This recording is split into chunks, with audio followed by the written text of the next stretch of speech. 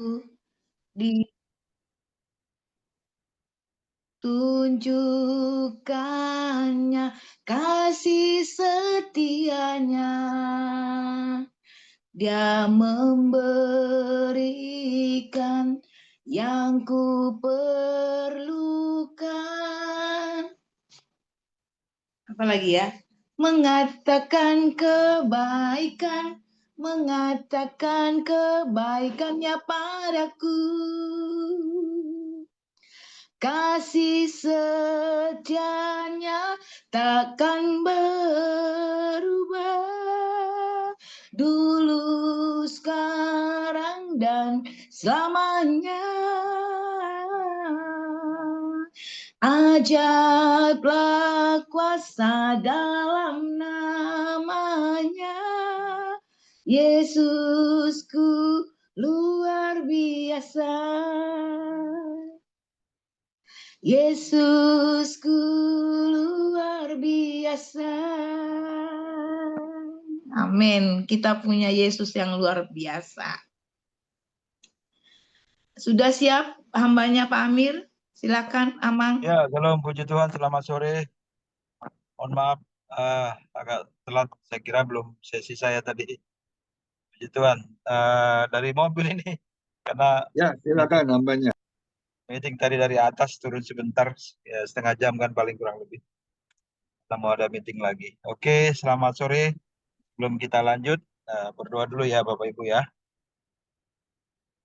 Terima kasih anugerah Tuhan yang senantiasa dapat kami nikmati dalam perjalanan hidup kami. Khususnya Tuhan sudah memakai kami untuk menjadi alat-Mu. Tuhan sudah memilih kami. Kiranya pengurapan Tuhan akan terus kami nikmati dalam kehidupan kami, dalam pelayanan kami ya Tuhan Yesus. Terima kasih. Bentar kami akan menikmati firman Tuhan. Kiranya hikmat pengurapan ada bagi kami, khususnya bagi hamba. Sehingga apa yang kami dengarkan menjadi berkat bagi kami, memotivasi kami, mendewasakan kami, iman percaya kami semakin bertumbuh, dan semuanya untuk hormat kemuliaan nama Tuhan. Dalam nama Tuhan Yesus Kristus, kami bersyukur dan siap untuk menikmati firman-Mu. Haleluya. Amin. Puji Tuhan, selamat sore buat semua. Terima kasih buat ada beberapa orang yang sudah hadir.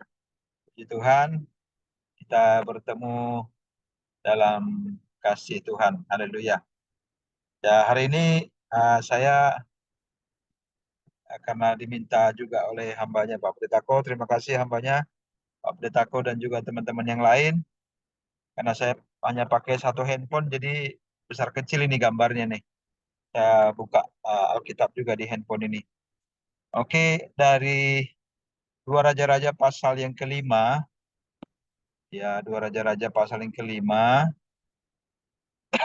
Ayat 1 sampai dengan ayat yang ke-27.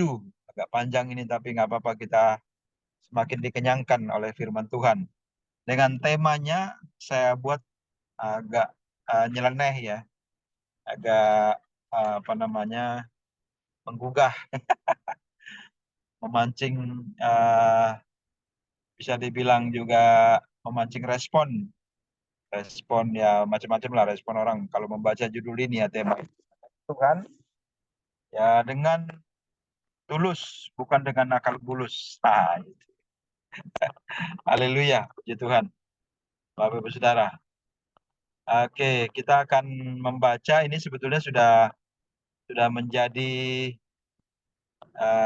beberapa kali kita mungkin ini ya, kita sudah menikmati ini dari beberapa sisi, melihat kejadian ini ya kan, ini bukan kisah cerita karangan, tapi fakta.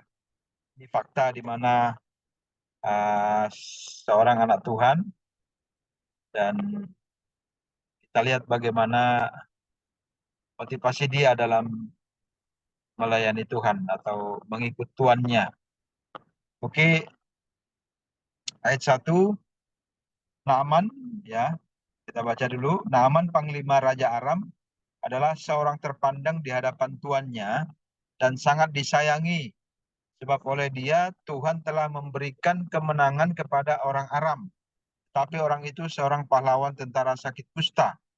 Nah, ini Naaman, ya, panglima Raja Aram, ya, seorang panglima dari Raja Aram, seorang yang terpandang dikatakan di hadapan tuannya dan sangat disayangi sebab oleh dia Tuhan telah memberikan kemenangan kepada orang Aram.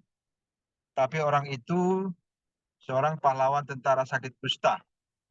Nah, dia seorang panglima ini, Naaman ini, adalah orang yang berhasil dalam tugasnya, namun Tuhan izinkan, atau paling tidak, ada satu hal yang sangat mengganggu hidupnya, yaitu sakit kusta. Sekalipun dia adalah seorang pahlawan di tengah-tengah bangsanya, dia pasti ya memenangkan banyak peperangan ini. Karena dia seorang panglima, seorang pimpinan, ya, seorang yang terpandang di hadapan tuannya, tentu ya di hadapan rakyat juga pasti dipandang juga ini dan sangat disayangi. Tapi ada poin penting di situ, yaitu bahwa sebab oleh dia Tuhan telah memberi kemenangan kepada orang Aram. Sebab oleh dia, jadi karena dia ada di situ, karena dia sebagai pemimpin, karena dia adalah orang pilihan Tuhan, karena dia adalah orang yang spesial di mata Tuhan, maka ya orang Aram mendapatkan kemenangan. Nah, dia juga konteksnya di situ adalah sebagai hamba Tuhan atau sebagai pelayan Tuhan yang tanda kutip Tuhan tempatkan, Tuhan izinkan ada di sana. Ya kan namanya melayani Tuhan tidak mesti harus di mimbar, tidak mesti harus di gereja, tidak mesti harus di organisasi rohani. Tapi dimanapun Tuhan tempatkan kita, Tuhan izinkan kita ada, itu adalah mimbar kita, itu adalah media kita untuk kita bisa menyampaikan berita kebenaran firman Tuhan dan mempermuliakan nama Tuhan. Itu ya, jadi di banyak pihak kan kadang-kadang orang jemaat yang kita layani atau bahkan mungkin hamba Tuhan ketika dia ada bukan di gereja, bukan pelayanan di gereja atau di organisasi kerohanian, dia anggap itu bukan mimbarnya gitu, bukan kesempatan untuk menyampaikan berita kebenaran firman Tuhan. Namun ini yang kita lihat dari Naaman ini, seorang panglima di Raja Aram ini. Nah, lalu ayat yang kedua, orang Aram pernah keluar bergerombolan dan membawa tertawan seorang anak perempuan dari negeri Israel. Ia menjadi pelayan pada istri Naaman.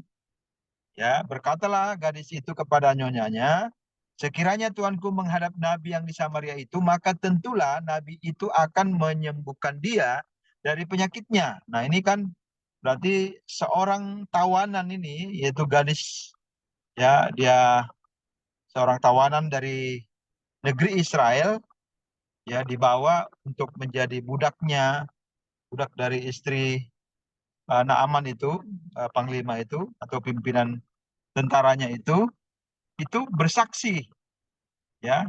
Jadi menyampaikan bahwa Allah yang mereka sembah itu lewat yang disebut lewat pelayanan nabi itu tuannya bisa sembuh gitu. Itu kan satu keberanian yang spesial, yang khusus ya. Kan namanya dia budak, ya. Tentu untuk bicara dengan tuannya itu nggak mudah.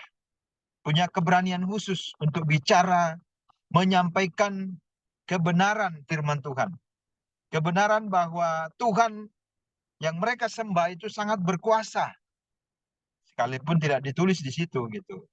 Ada keyakinan dia, ada iman percaya dia bahwa Tuhan yang mereka sembah itu, ya karena dia juga bagian daripada komunitas yang seiman, katakan begitu kalau istilah sekarang, atau satu aliran dengan nabi yang dimaksudkan gitu ya.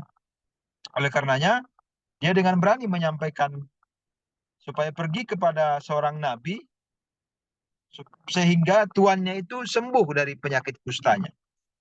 Ya, jadi dalam kondisi apapun kita Tuhan izinkan, Ya, kita harus punya keberanian menyampaikan berita kebenaran dalam kondisi terjepit, dalam kondisi kesusahan, dalam kondisi kesulitan, dalam kondisi sukacita, dalam kondisi posisi wena, kalau istilah sekarang anak-anak itu, PW, tetap kita semuanya menyampaikan berita kebenaran firman Tuhan. Bahwa Tuhan kita sangat berkuasa atas segala apapun. Cara khusus dalam hal ini adalah menyembuhkan penyakit. Ya. Lalu ayat yang keempat, lalu pergilah Naaman memberitahukan kepada tuannya, katanya, begini-beginilah dikatakan oleh gadis yang dari negeri Israel itu. Maka jawab Raja Aram, baik, pergilah dan aku akan mengirim surat kepada Raja Israel. Lalu pergilah Naaman dan membawa sebagai persembahan 10 talenta perak dan 6.000 sikal emas dan 10 potong pakaian.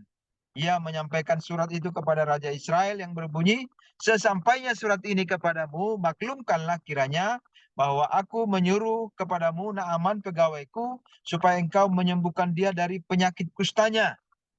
Nah, jadi ya ini mungkin salah tafsir ya. Raja Aram itu salah tafsir, dikiranya Raja Israel yang akan menyembuhkan gitu. Nah, ayat yang ketujuh, segera sesudah Raja Israel membaca surat itu, dikoyakannya lah pakaiannya, serta berkata, Allahkah aku ini yang dapat mematikan dan menghidupkan, sehingga orang ini mengirim pesan kepadaku supaya kusembuhkan seorang dari penyakit kustanya.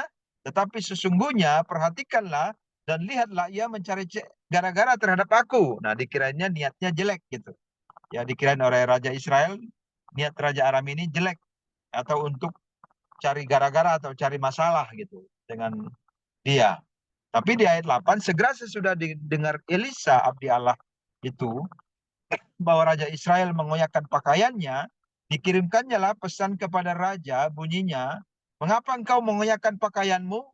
Biarlah ia datang kepadaku supaya ia tahu bahwa ada seorang nabi di Israel.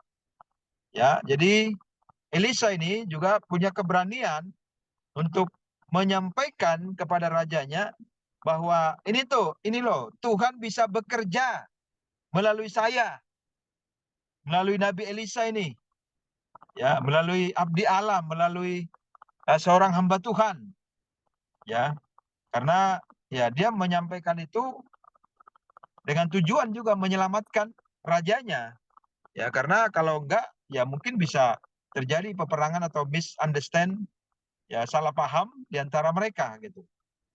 Ya di antara Raja Aram dan Raja Israel. Namun ya Nabi Elisa menyelamatkan negara mereka secara nggak langsung ya.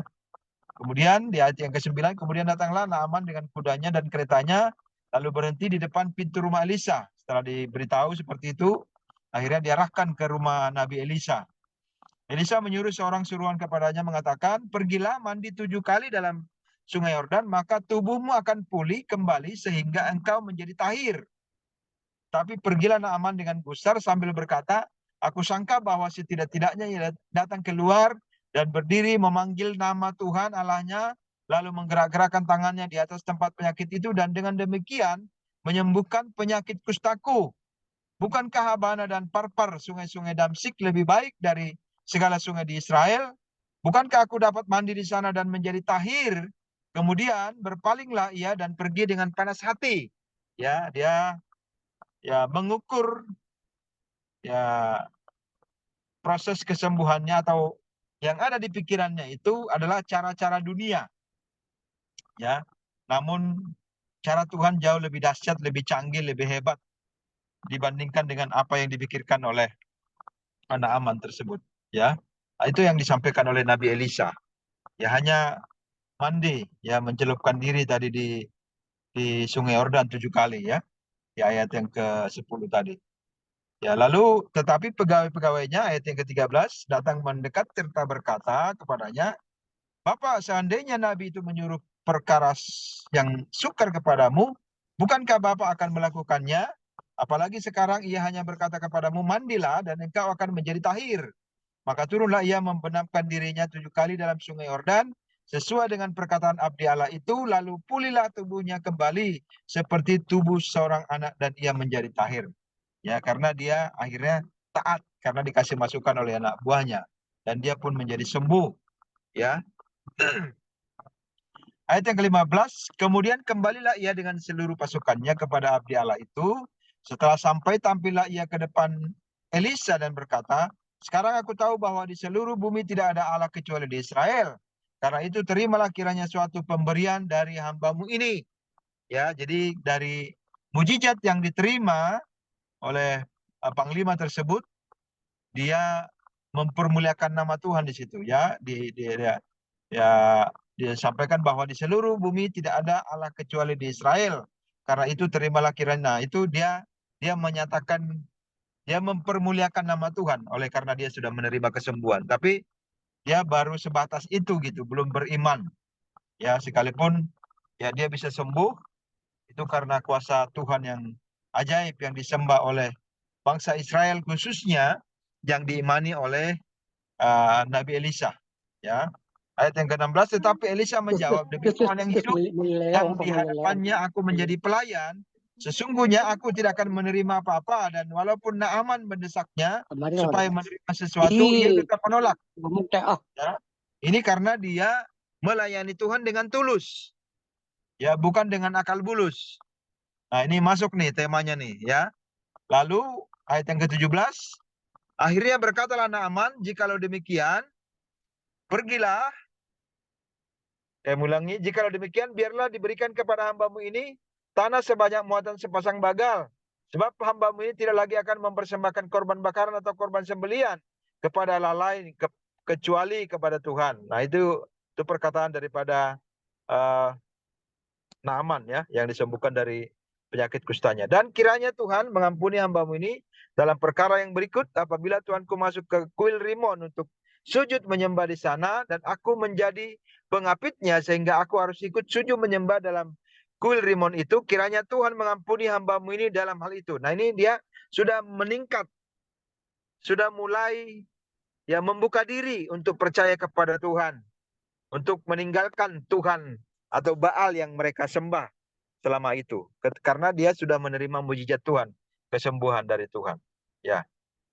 Nah, lalu ayat yang ke-19, maka berkatalah Elisa kepadanya, pergilah dengan selamat.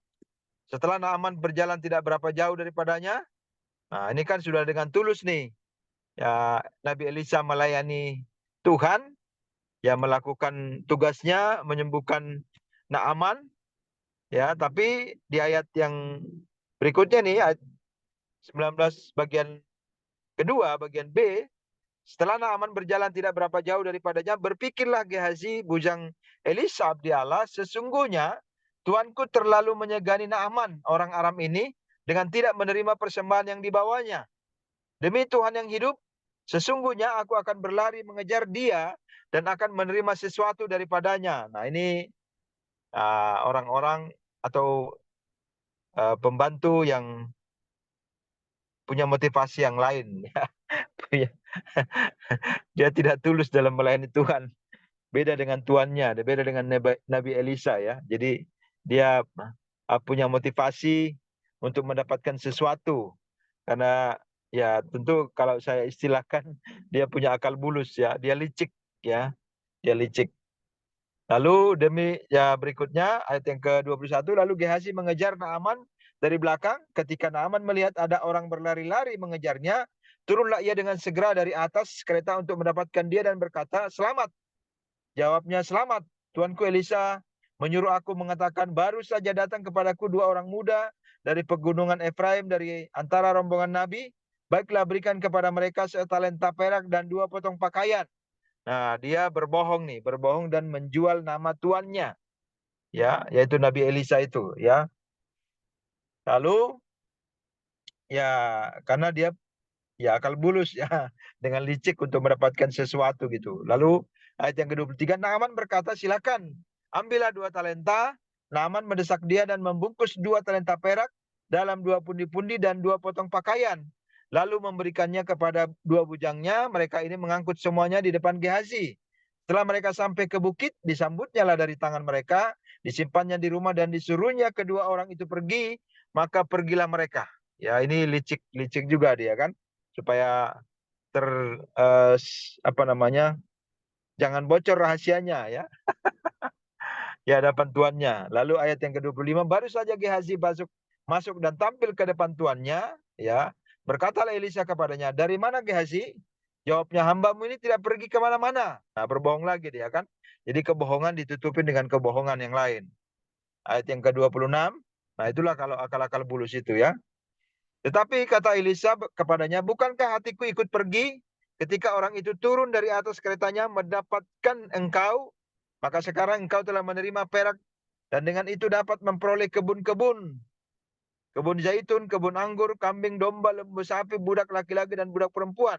Tetapi penyakit kusta Naaman akan melekat kepadamu dan kepada anak cucumu untuk selama-lamanya. Maka keluarlah Gehazi dari depannya dengan sakit, dengan kusta putih seperti salju. Nah, ini risiko atau konsekuensi yang didapatkan oleh abdinya atau pembantunya ini, pembantu Nabi Elisa ini, karena dia punya akal bulus, tidak dengan tulus dalam melayani Tuhan, tidak seperti Nabi Elisa tuannya itu. Nah, ini hal-hal yang acap kali kita lihat zaman sekarang ya, sorry to say gitu. Kalau saya ini ya mohon ampun sama Tuhan, tapi ini fakta-fakta yang kita lihat sekarang ini, banyak hamba-hamba Tuhan, anak-anak Tuhan, ya dalam mengikut Tuhan, dalam melayani Tuhan itu punya motivasi yang ya licik, yang tidak tulus, tidak apa adanya, ya bahkan mereka-reka cara-cara yang tidak berkenan kepada Tuhan, atau bahkan seperti pembantu daripada Nabi Elisa ini berbohong, dan berbohong juga ya untuk menutupi kebohongannya, sehingga dia mendapatkan risiko dan dia pun punya penyakit kusta. Kita tidak tahu sih, memang itu menjadi satu rahasia Tuhan ya. Kehidupan hamba Tuhan yang mungkin masih melayani Tuhan tidak dengan tulus ya, tapi dengan motivasi-motivasi yang tidak berkenan kepada Tuhan, motivasi-motivasi yang licik, motivasi-motivasi yang tidak tulus, ya itu masih acap kali lah kita melihat di sana sini. Ya mohon maaf gitu. Oleh karenanya paling tidak kita berdoalah untuk kita semua anak-anak Tuhan, hamba-hamba Tuhan, sehingga kita memiliki motivasi yang tulus, sama seperti yang dikerjakan oleh Nabi Elisa dalam tugas-tugasnya. Dia sekalipun dikasih ya barang-barang berharga itu, tapi dia tetap menolak. Ya bukan berarti nggak butuh dia ya, tapi itulah menunjukkan ketulusannya dia untuk pertama tadi membela harga diri rajanya, membela keamanan negaranya, ya karena udah hampir-hampir terpancing rajanya ya, dikirain cari gara-gara gitu. Tapi karena dia dengar, dan itu menunjukkan respon yang positif dari seorang nabi, seorang pelayan Tuhan terhadap situasi yang ada di sekitarnya, terhadap situasi yang ada di pemerintahannya gitu, di dalam yang ada di raja yang membawahi dia gitu ya. Itu satu respon yang positif juga yang sebaiknya kita punya sebagai hamba Tuhan ketika kita lihat ada hal-hal yang kurang berkenan kepada Tuhan, atau mungkin mengancam, membahayakan pemerintah kita, pimpinan kita, presiden, dan pihak-pihak lain yang disebut sebagai pimpinan di negara kita. Paling tidak kita mengambil bagian, ya langkah-langkah apa yang untuk bisa menyelamatkan, misalnya dengan berdoa, dengan menyampaikan berita-berita kebenaran. Nah, yang zaman sekarang justru dari hoax ke hoax ya, dari informasi-informasi yang menyesatkan di-share lagi.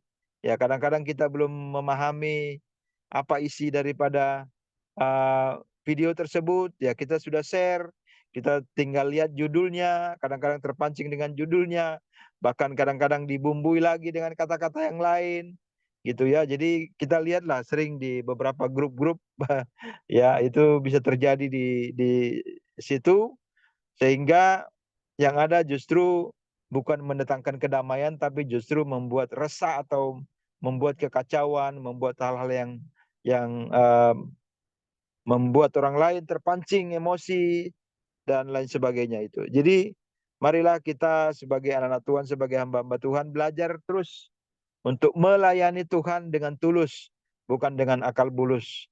Hendaklah sebagaimana yang dilakukan oleh hambanya Nabi Elisa, kita juga melakukan tugas-tugas kita dengan tulus.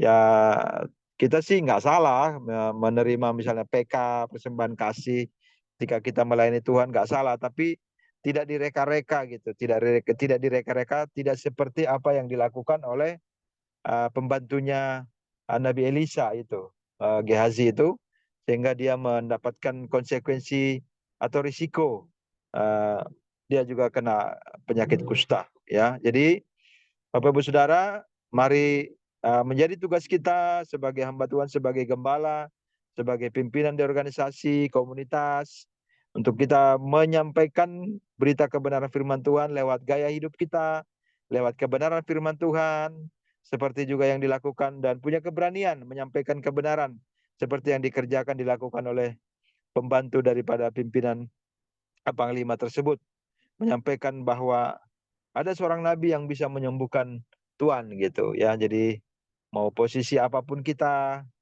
mau posisi dalam kondisi apapun, ya kita mari menyampaikan berita kebenaran firman Tuhan untuk semuanya itu mempermuliakan nama Tuhan. Kiranya ini bisa menjadi renungan buat kita semua di sore hari ini, yang mengingatkan kita kembali untuk kita bisa melayani Tuhan dengan tulus, ikhlas, tidak dengan kelicikan, tidak dengan akal bulus, ya, yang ada bisa terjadi atau bisa terpancing ya di situasi-situasi tertentu dalam kita melayani Tuhan. Demikian kiranya firman Tuhan yang kita dengarkan di sore hari ini. Mari kita bersyukur untuk firman-Nya. Kami bersyukur Tuhan, firman Tuhan yang sudah kami dengarkan bersama di sore hari ini. Kiranya Tuhan menolong kami sehingga kami semakin memahami, dan Tuhan memampukan kami supaya kami tetap tulus dalam melayani Tuhan. Tidak dengan akal bulus, tidak dengan kelicikan-kelicikan seperti yang dilakukan oleh Gehazi. Tetapi kami berjalan seturut dengan kehendak Tuhan. Melakukan pelayanan kami, menjalani kehidupan kami, menjalani usaha pekerjaan kami dengan tulus ikhlas, tidak dengan kelicikan-kelicikan. Namun pun kalau itu menjadi bagian kami, pasti Tuhan punya cara untuk memberkati kami, memelihara hidup kami, karena Engkau tidak pernah membiarkan hamba-Mu. Bahkan sebagaimana Tuhan memelihara banyak hamba-hamba Tuhan yang kami lihat di Alkitab tertulis, salah satunya adalah Nabi Elia.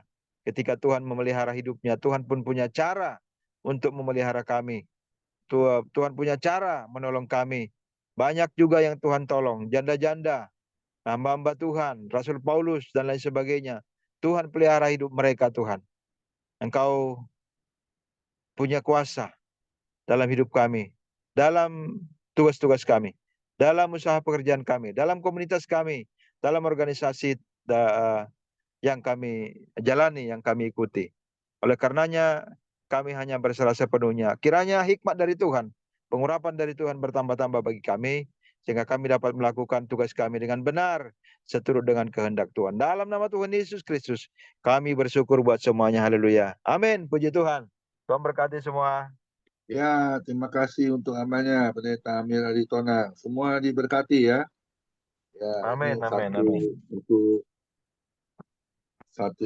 satu teguran ya buat kita semua ya. Kita itu harus tulus ya, bukan dengan akal bulus ya. Tulus dalam apa? Dalam melayani ya.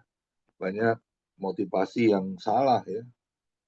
Tapi nggak ada di family ministry, nggak ada yang seperti itu ya. Kita harus ingat ya, Tuhan Yesus itu mencari orang-orang yang memiliki hati yang murni, dengan kerelaan hati ya, bisa sama-sama ya bersatu, bersekutu bersama ya, membangun bait Allah yang kudus ya, yang Tuhan sudah percayakan di family ministry. Itu harus kita bangun tentunya dengan hati yang tulus ya, yang murni, yang tidak ada embel-embelnya ya, ibarat kata benar-benar pure murni ya. Itu yang Tuhan cari, karena di Mazmur 37 ayat 23 itu Tuhan menetapkan langkah-langkah orang yang hidupnya berkenan. Apakah sampai hari ini Tuhan masih berkenan di dalam setiap kehidupan kita? Saya katakan ya. Karena apa? Karena kita masih mendengar firman Tuhan sampai hari ini. Kita masih boleh sehat, masih boleh diizinkan Tuhan beribadah, ya.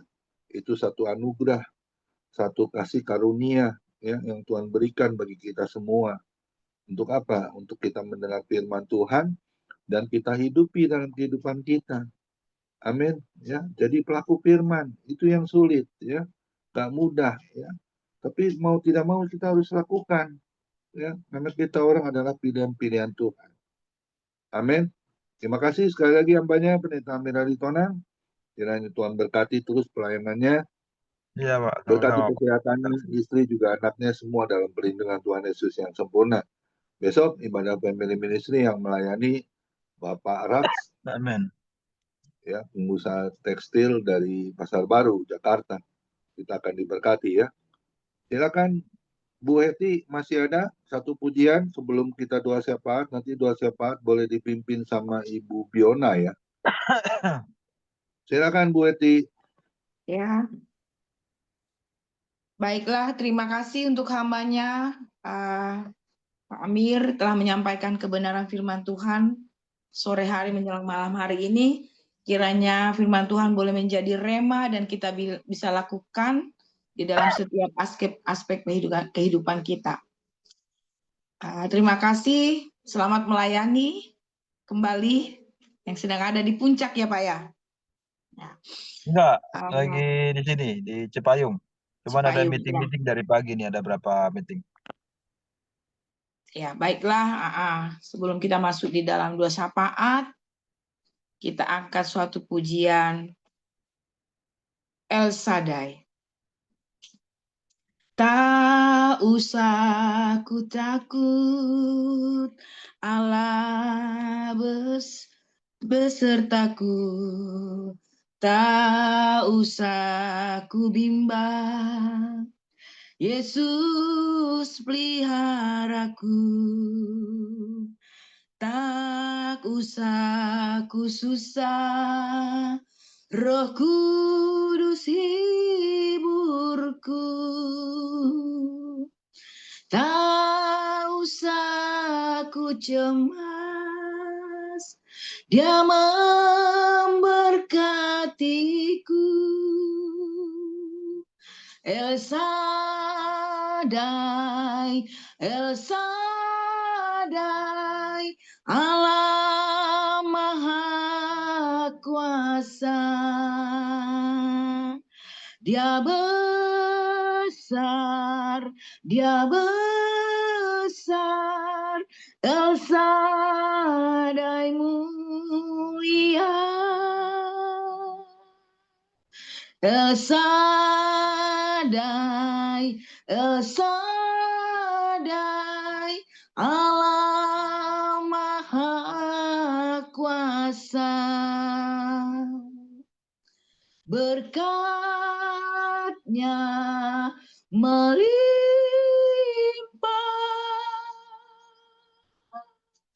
El Shaddai. Kami persilakan untuk yang membawakan doa syafaat. Haleluya, puji Tuhan. Ya, kita mau bersatu dalam doa. Bapa, terima kasih. Yesus, terima kasih. Roh Kudus, terima kasih.